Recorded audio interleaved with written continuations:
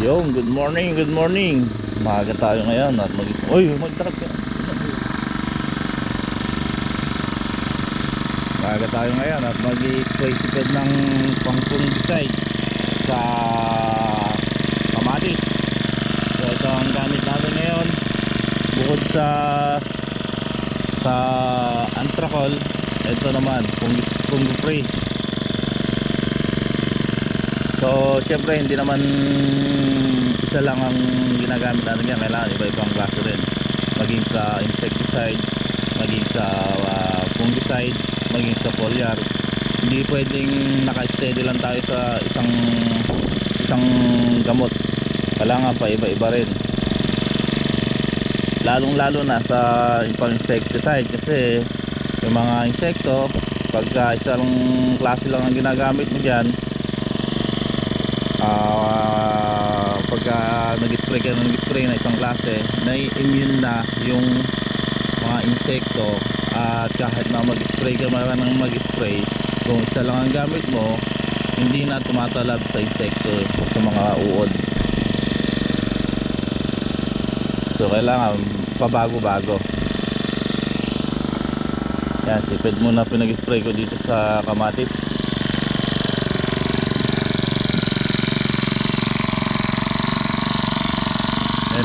Patay na yung damong in-spray ko rito.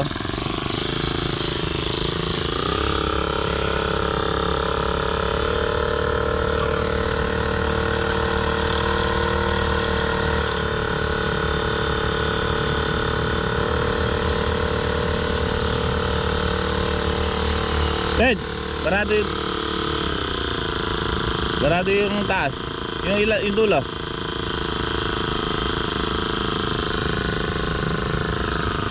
Yung pito na yun, sinagyan namin mahigsi kasi lalo sa talong, kailangan pagka nag-spray kasi ko sa talong, dinudukot ko yung ilalim.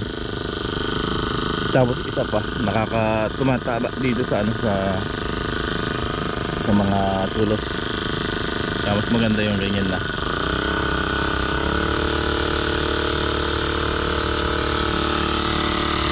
Fred, tahan-tahan lang.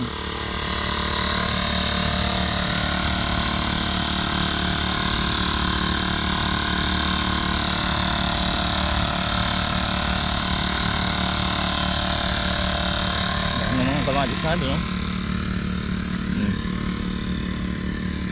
ganda na. May halo nga palang ano yun mga katong brudan, kasi may mga lumilipad-lipad ng kulisap sa ilalim ng dahon ng kamatis. So sabi ko haluan ng pansekto. Buti umulang kahapon, ay kagabi umambon, medyo malakas din. Buti umambon, kaya nabasa na naman yung ating mga halaman, libre na naman sa patubig. Ayan o, basa yung lupa. Ito na, ayan na yung ating sili, ay yung sili, kamatis.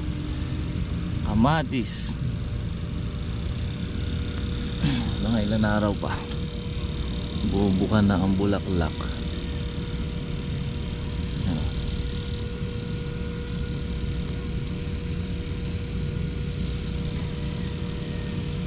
Ilan araw pa, dadagdag na naman tayo ng letting dito, letting uli.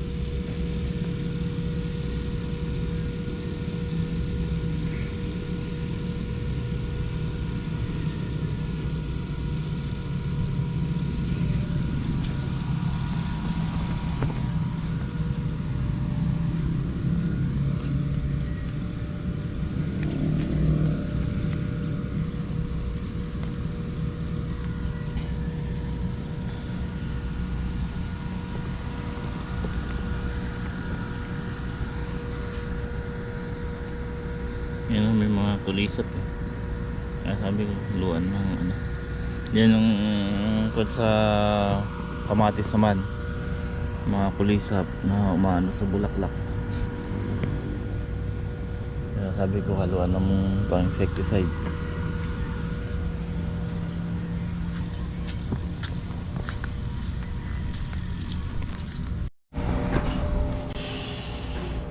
Okay mga katongs, ayan po ano. Tatapos lang namin kumain. Ulam namin itlog burrito, almusal po, at saka yung pan na dala ni Boss J kahapon. At saka hotdog. Yan nga po mga katongs. Kahapon, kuha na kasi yung GoPro natin kahapon.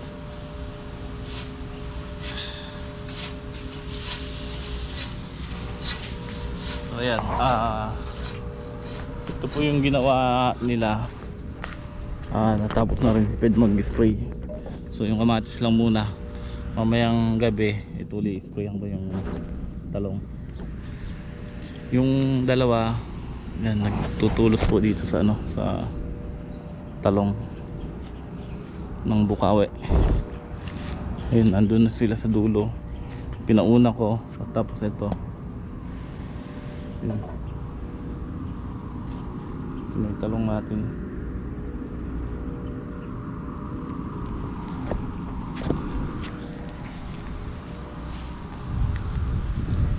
Yung dala naming 45 days na sisiw, dito ko po nilagay. Sa may likod ng lababo. Ayan. Wala naman nung namatay. So ayan, maganda naman yung klase ng sisiw niya. Malalaki. Masisigla. So ang tagal nga ako kanyang kahapon.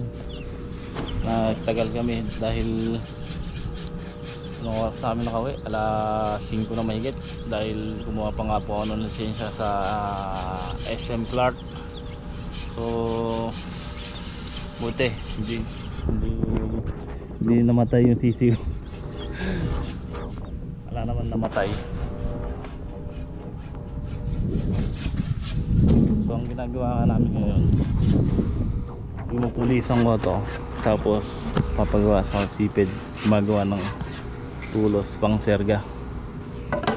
Pinakuha ko na lahat to para mabilang kung ilang pa kulang.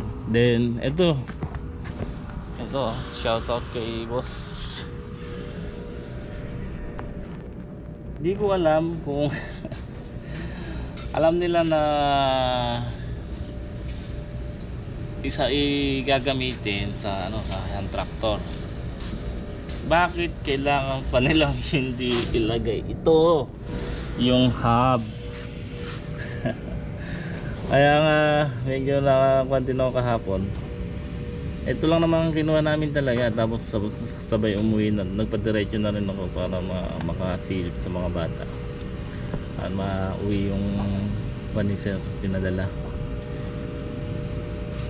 Alam nang yung gagamitin sa hand tractor, bakit hindi nilagay yung hub? Alam kong kasamang hub. So ano to, ilalagay sa kolong-kolong. Kaya nga ayan, babalik na naman kami doon Miyerkules, kasi nanggagaling pa ng Bulacan daw to. Sa Bulacan nang galing, hindi daw nailagay. So ibig sabihin, hindi pa natin magagamit yan. Yung po kasing hub na yon, yun yung pinakasuksukan ng ehe na connect sa transmission. So yung ganyang walang hub, nilalagay yan sa kolong-kolong, gulong ng kolong-kolong. Kaya nagtaka ako at so sayang din ang biyahe. Yun lang, sabi ko nga baka din umano kami, pagbalik namin doon bumili na rin kami ng ilang pirasong bukawit na kukulangin dito.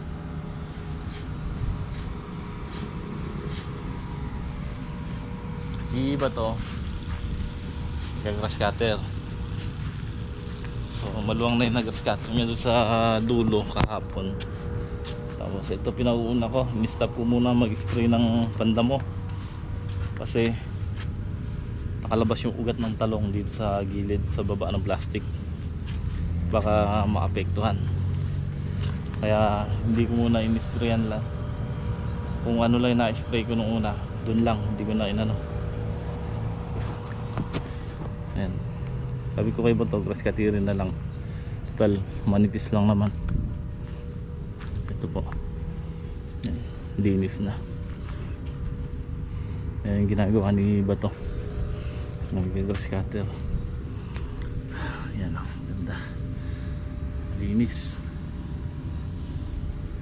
malinis, malinis ang puno, malinis ang pagitan.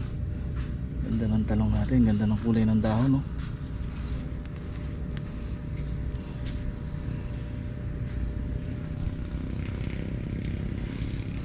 Mamunga sana kayo ng marami hanggang sa mahal ang presyo maabutan. So pinauna ko muna yung talong para pagka nag-i-spray wala nang tataguan yung mga insekto.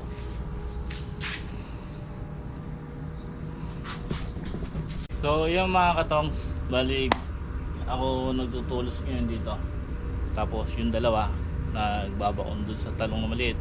Si Bato nag-grass cutter, si Ped papagawa ako sa kanya papalagari ako sa kanya ng gagawin serga. So yan, lahat kami dito kanya-kanya ng ginagawa at nagkakaisa sa gawain. So let's go.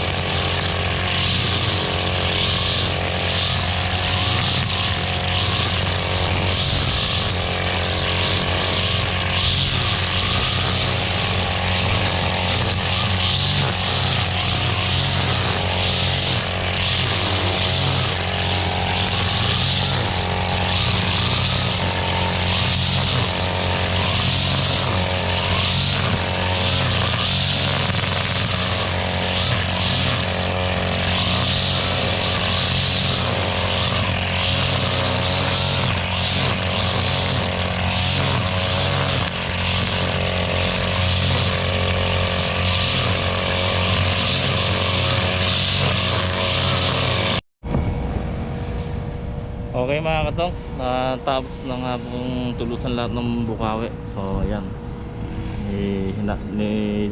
tinutusok mga punong dalawa. So mamaya yayari nilang ibaon lahat yan. So mabibilang natin kung ilan pa kukulangin. So iba to, ayan, diretso sa pag-grass cutter. Kami ni Ped, maghihila na kami ng pangibabaw doon sa sili sa dulo. Pagka nayari naman yung mga katongs, dito naman tayo sa kamatis.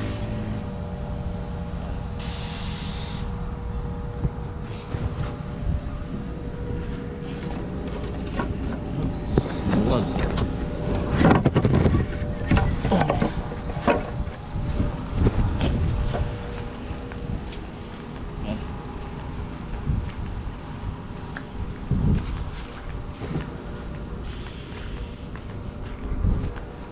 Tayo dadaan.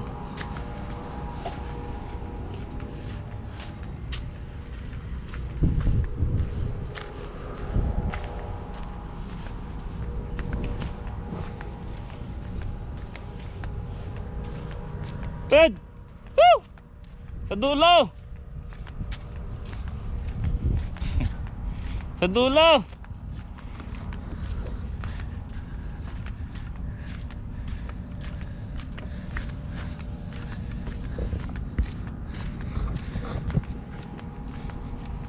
Yeah mga katongs, bali magkukan po kami ni Ped dito. Ito yung sinasabi kong hindi pa natatapos na palagin sa sili. At ito naman po itsura ng sili natin dito. Ayan o. Yung variety po nito iba. Tuwan po ito Patriot.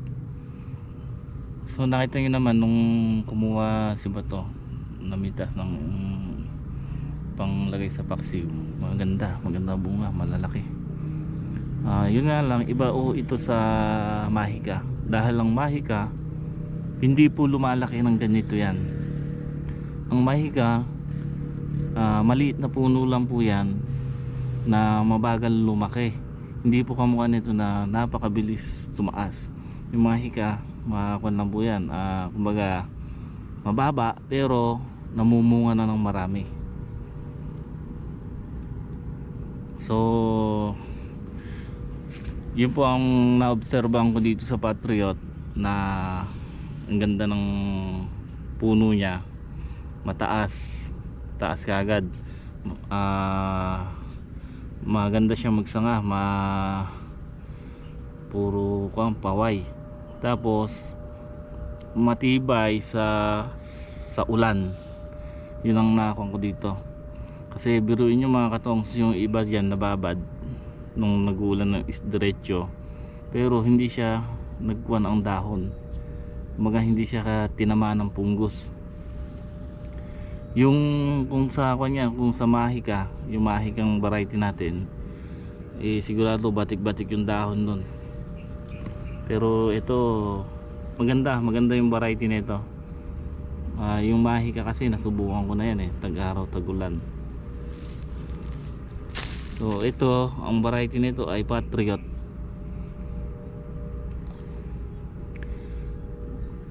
Kuwan pa lang po ito ano, mga katongs. Kasabay naon na lang ng 3 araw yung talong. So mahigit 1 buwan pa lang ito. 32 days or 33 days yan ito. Pero ito kasi naiwan to. Yung dulo. Yung dulo yun, yung dulo nito ang huli. Tapos yung una, pangalawa, yung po ang malalaki.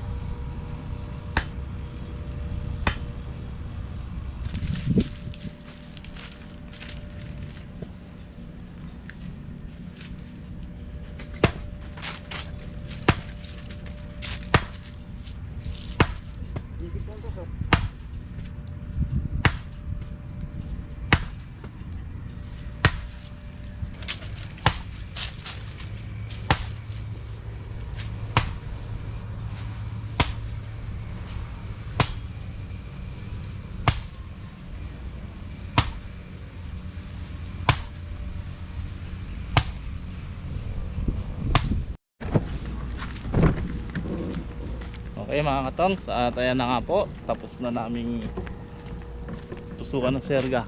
Tapos inabangan na namin ng tali. Yan. Yun, sana lumakas yung ulan. Maambon no. Pagka lumakas ang ulan, solve na naman ng ating halaman. Ito yung tuyo na to yung lalo na yung dulo nito. Sa may sili.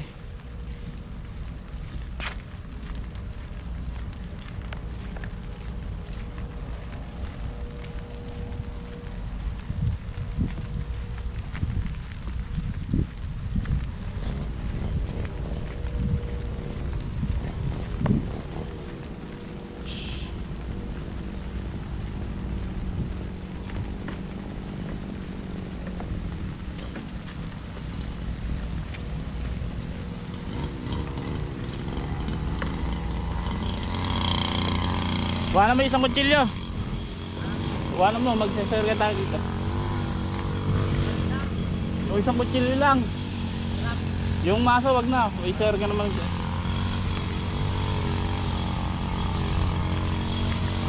Ang kapal ng bunga ng sili. Ayan na mga katong. Lumabas na ang bunga. Lumabas na. Ayun, si iba to. Dito na yung nag-grass cutter.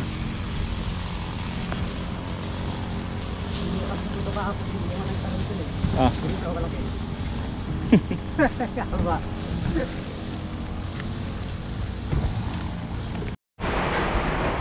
Yun na, nakalibre tayo sa tubig. Umulan na nga po. Medyo malakas-lakas yan.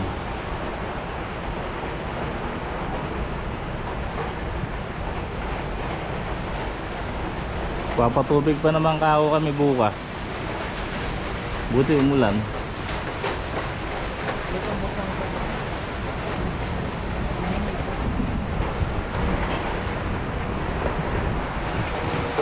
Tamang tama yan sa kamatis. Yung iba kasi hindi naluto yung pataba, so yun palang kakainin yan. Tapos Monday yun, papataba ulit kami. Dilig naman, didilig namin. So yung talong pataba ulit kami Monday, kasi Monday kami nagpataba. So ito Tuesday.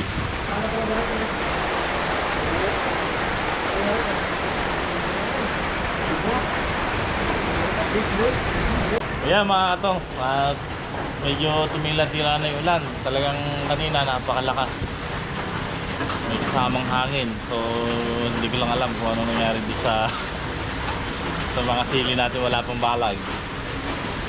At may kasama pang kulog at kidlat. Buti na lang nawala na. Talagang lakas ng hangin kanina. Pero yung talong natin hindi natinag oh. May balag may tali yung kamatis hindi rin natinag. Yung nasa dulo ng balag na hindi na kuhanan ng, nasa dulo ng poste na hindi na anuhan ng tali, mga tumbal lahat. Pero okay lang yun, tatayo naman yun Ito lang importante, yung talong talaga. Buti natapos namin balagan.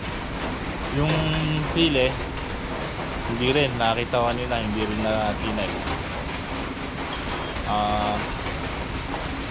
Okay yan, sumobra naman ng ulan, ay sumobra naman sa tubig.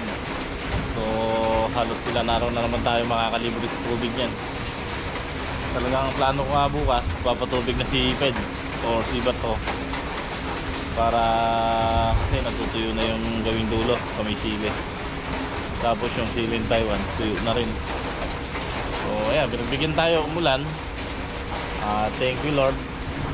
Thank you Lord. So ayan mga katongs, hanggang dito na lang muna ang ating vlog. Muli po maraming salamat po sa walang sawang suporta. Kita na lang po tayo sa next upload. Bye bye.